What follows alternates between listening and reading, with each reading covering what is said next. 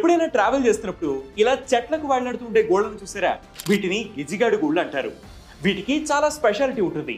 పయా Weaver అనే పిచ్చుక జాతి పక్షులు ఈ గోళ్లను నిర్మిస్తాయి. ఇండియాతో పాటు సౌత్ ఏషియాలో ఇవి ఎక్కువగా కనిపిస్తాయి.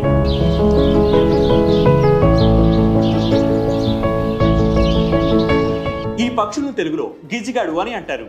ఇవి చెరువులు, పొలాలు ఉన్న ప్రాంతాల్లో ఈత చెట్లకు, తుమ్మ చెట్లకు గూళ్లు కట్టుకుని ఉంటాయి. అది కూడా చెట్ల కొమ్మల చివర వేలాడుతూ ఉండేలా కట్టుకుంటాయి. అలా చేస్తే పాములు లేదా ఇతర శత్రువులు రాలేవు. అందుకే ఆ చెట్లనే ఎంచుకుంటాయి. గిజిగాడు గూడు కట్టడం అంటే సాధారణ విషయం కాదు.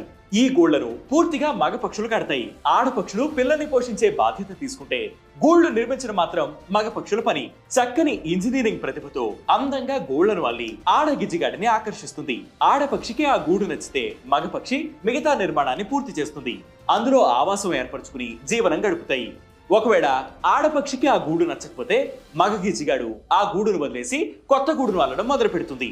గోళ్లను అల్లడం, శత్రువులను ఎదుర్కోవడం, పాములు ఇతర శత్రువుల బారి నుంచి గోళ్లను పిల్లల్ని కాపాడుకోవడానికి గోళ్లను ముళ్ల పొదలపైన వేళ్లాడే రీతిలో కట్టుకోవడం వీటి తెలివికి నిదర్శనం.